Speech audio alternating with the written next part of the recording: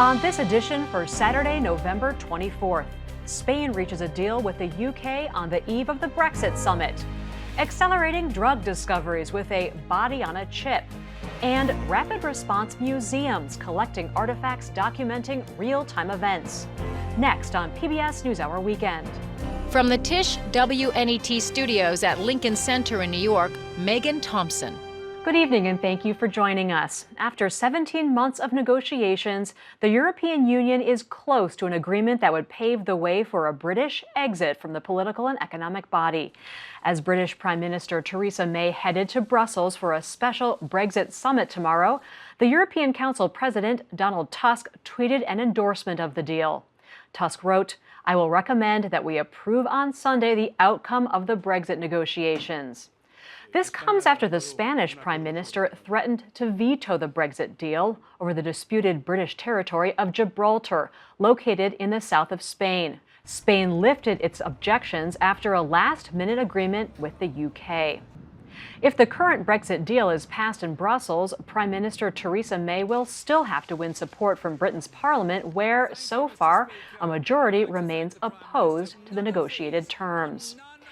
Thousands of demonstrators angry at rising fuel taxes again took to the streets in Paris and across France today. It's the second weekend that protesters blocked roads and burned barricades as they clashed with French security forces. Police fired tear gas and sprayed water cannons on the demonstrators. Authorities say at least 8 people were injured in today's protests, including 2 police officers. French President Emmanuel Macron imposed the new taxes as part of a plan to lessen dependence on fossil fuels and fund renewable energy investments. More than a dozen people have died in Haiti during a week of anti-government demonstrations and political unrest. Police fired tear gas into crowds of protesters yesterday. Many are demanding Haitian President Jovenel Moïse step down, accusing him of not investigating corruption allegations against the previous administration. At least 11 people died in the protests, and several others were killed when a government car lost a wheel and plowed into a crowd. The violent protests have paralyzed commerce in Haiti's capital of Port-au-Prince and forced schools and shops to remain closed. Mexican officials are denying a Washington Post report that there is a deal to keep asylum seekers in Mexico while their claims move through U.S. courts. In an interview with the Post, Mexico's incoming Interior Minister said the country's new government has negotiated a Remain in Mexico policy with the Trump administration, which would change long-standing rules for asylum seekers. The news comes just a day after the mayor of Tijuana declared a humanitarian crisis and asked the United Nations for help to deal with approximately 5,000 migrants from the so-called Central American caravan now gathered in the border city. The deadly wildfire in Northern California is now almost completely contained thanks to several days of heavy rain. But the search for human remains continues through now muddy ash and debris. At least 84 people died in the 2-week blaze and more than 500 remain unaccounted for. In Southern California, more residents were allowed to return to areas previously evacuated because of the Woolsey fire. Crews continue to repair power and other utilities in the area, with more than 1,000 people still under evacuation orders, down from 250,000 at the height of the fire. Hundreds of volunteers on Thanksgiving Day helped those displaced by the California fires have a feast. Read about it on our website at pbs.org/newshour. What if we could test new drugs without human and animal trials? At the Massachusetts Institute of Technology, researchers have developed what is being called the body on a chip, a device roughly the size of a paperback book that may do just that. Hari Srinivasan recently spoke with MIT professor Linda Griffith, who is leading the team developing this new technology. She joined him via Skype from Cambridge, Massachusetts. First, explain how it would work. So if you want to study a disease, for example, if the disease is affecting 3 organs in the body, you would build a model of that and then build an experiment that represents that using human cells and components. So these are on a cellular level mimicking what a particular organ that I would have does? Actually, even better than that, because we build a little model of that organ, or at least parts of that organ. So your organs have billions and billions of cells. We combine many different kinds of cells from each organ together in a 3D model. Then we connect them together so they talk to each other like they would in the body. This is really important for things like arthritis, Alzheimer's, where you've got multiple organs involved. You need them to be a model in vitro that's human talking to each other. When a new drug is introduced, you can study how it might affect my liver and my pancreas and my bladder at the same time.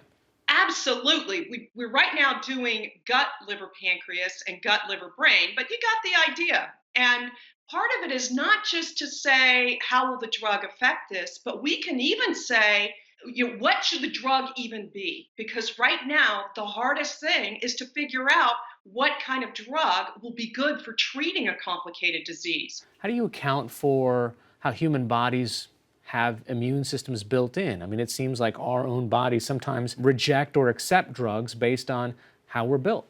Yes, almost every disease that we have a difficult time solving involves the immune system, and that's so different in humans than in mice. So our system actually has part of the immune system. It has some of the liver's innate immune system, the gut innate immune system. Other parts have to be trained, and this is much harder to do. We have a project with a pharmaceutical company where we're doing exactly that. And this is very early stage, but this is going to happen in the future. This is where the whole field is going, to incorporate the immune system so we can study these really complicated diseases, including cancer, Alzheimer's, and so on, that involve the immune system. Does this help bring about that idea of personalized medicine in the future? I mean, could I essentially run almost a clinical trial based on my own organs and my own body and see if this drug is right for me versus you? Sorta, maybe. The cost would have to come down to have it be that personal.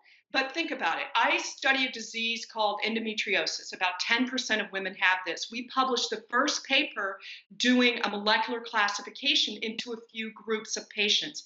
So you can imagine maybe there's 10 groups of patients, and now you'll figure out how to make a drug for each of those 10 groups. And then we'll figure out how do we test you so that we can see which group you fall in. Then you can take the right drug without us having to build you, because building you is a very personal thing. And is there an acceleration in this field like there is in computers? Meaning, does it get cheaper over time and faster over time? We would expect the analogy to hold. You can imagine it's kind of like building an iPhone. And to make the iPhone work, you had to invent the phonograph and then the cassette tape player. You had to invent television. You had to invent computers. So a lot of things came together. This is very similar. There have to be huge advances in biology, material science, and actually in engineering, because we need engineers who think about how do we model the human body? How do we think about information flow and design these systems? You've got to be able to design them before you build them. So how soon until this is out in the wild, so to speak? Some parts are going out in the wild, if you count like Amgen or other people we work with, the wild. It's going, again, to be sort of like the cell phone, because the individual elements that are needed to make it happen are all moving quickly in parallel and starting to come together. Right. Linda Griffith of MIT, thanks so much for joining us. Thank you for having me.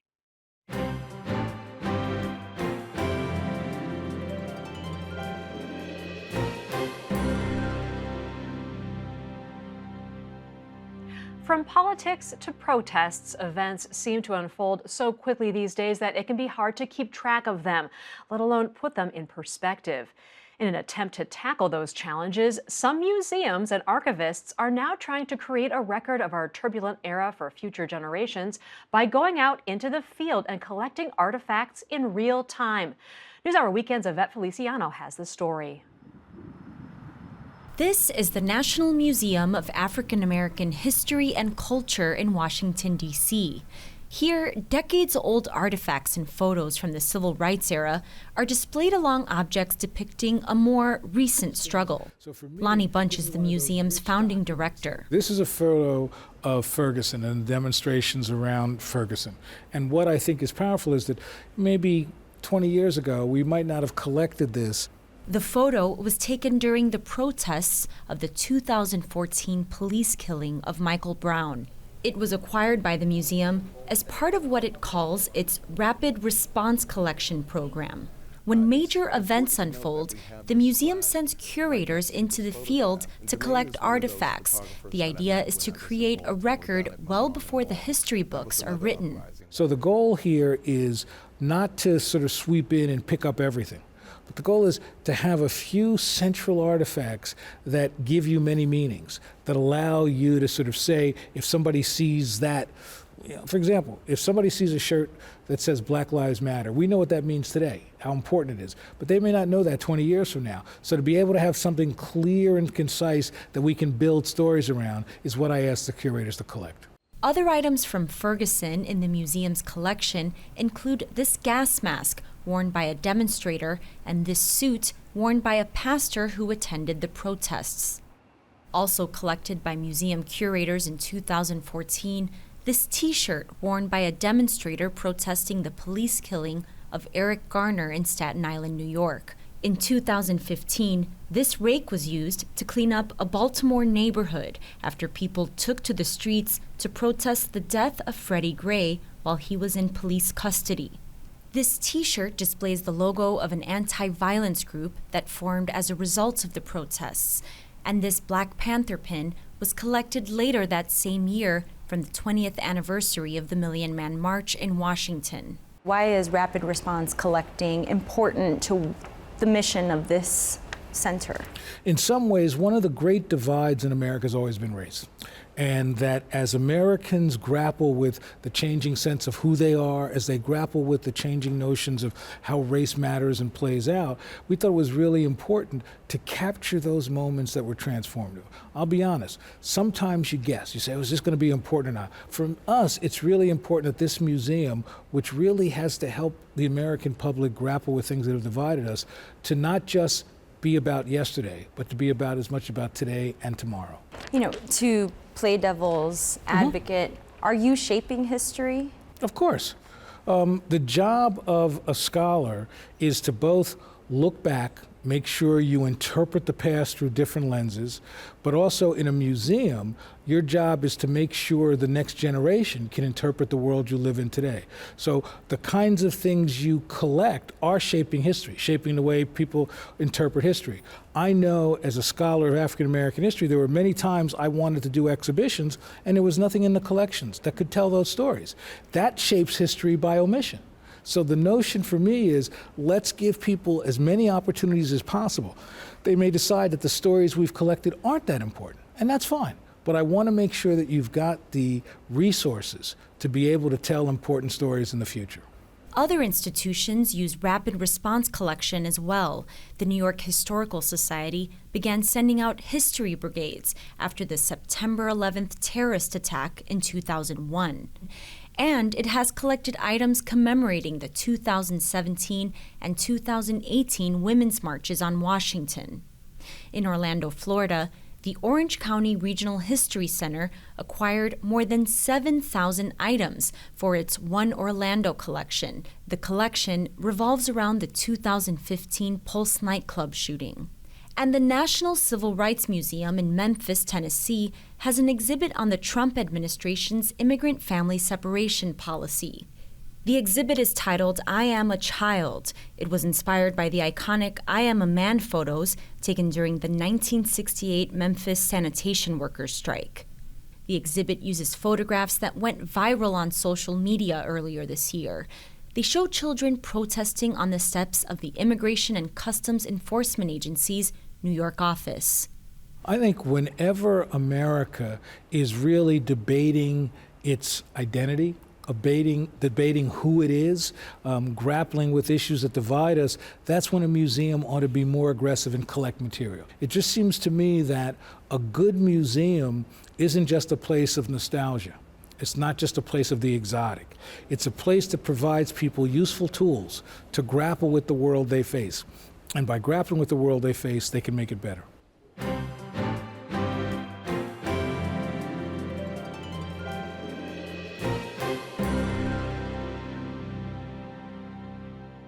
In Arizona, experienced cavers and volunteers have been working on one of the largest graffiti removal projects in the U.S. forest system.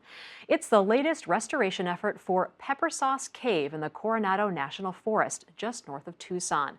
The popular cave has more than 7,300 feet of passages and is one of the few caves in Arizona open to visitors both day and night. The cleanup and restoration is part of a multi-year, multi-phase project. Our partners at Arizona Public Media have the story.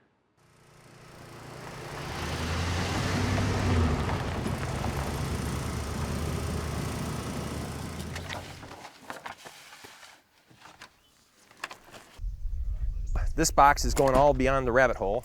I'm going to start on drills and grinders. Okay. I'm Ray Keeler. I'm the president of the Central Arizona Grotto. It's the local chapter of the National Speleological Society. We're about cave exploration, conservation, science, and just a better understanding of the caves. Today we are starting a 3-day effort. Friday is set up. Saturday there'll be about 20 people here all day cleaning tags, and Sunday we'll work till noon and then bring all the equipment out of the cave.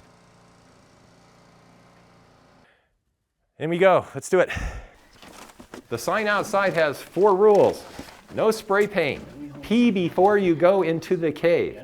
Have at least 1 light per person, and then take your trash out with you. Air's blowing in.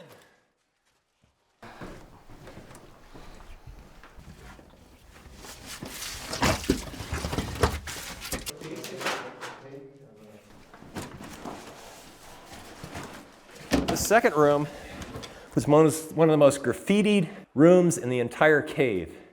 Reds, yellows, greens, blues, blacks, whites, names, symbols. This room here had another 30 to 40 tags on this wall and that wall. There are another 40 or 50 in that passage here. It's a crawl through. So with all the teams working, we just keep progressing into the cave.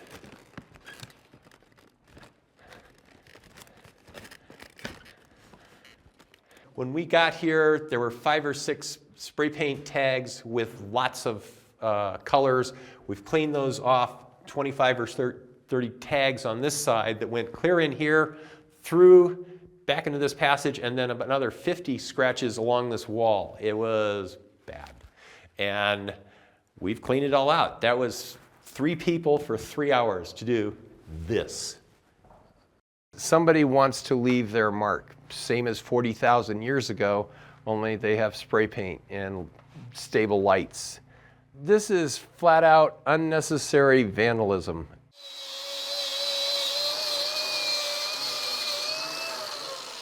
The draw for me is the work. I do a lot of conservation work. This isn't the only cave I do.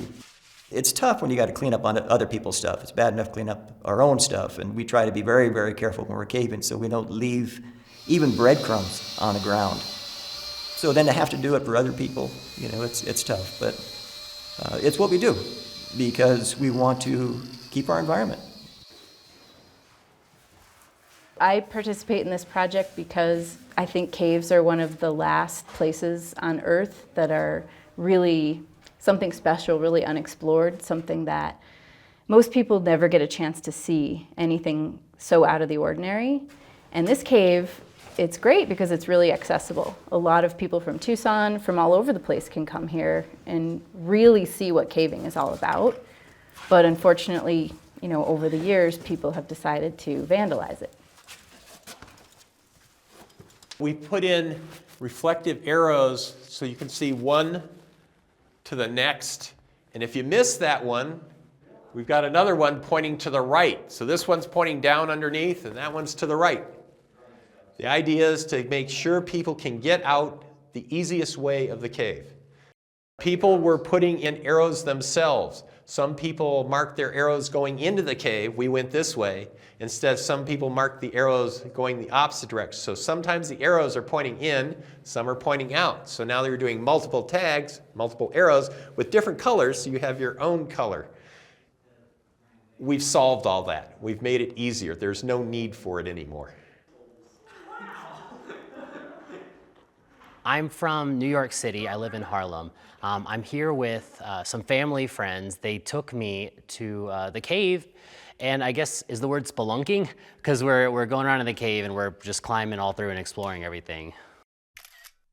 It's been completely amazing. I have never done anything like this before, and I had no idea what to expect. It's been a lot of fun.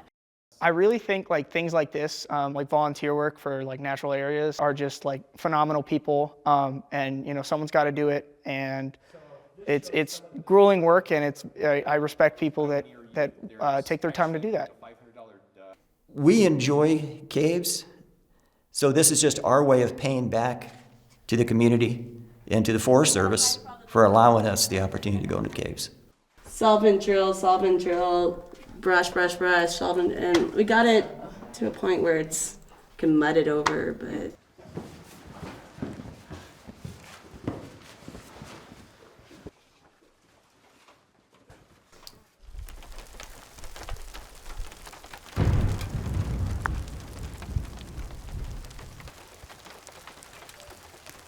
and unless you literally go behind the formation and put your head down or just look at the water, you don't realize there's air blowing out. Like there's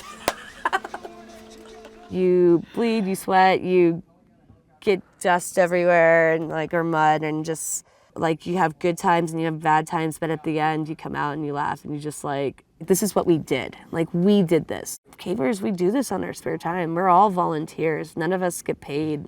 The reason we're doing this is because people go through the cave and they say, somebody should take care of that graffiti. Somebody should do some of that. And we decided we were going to be the somebody.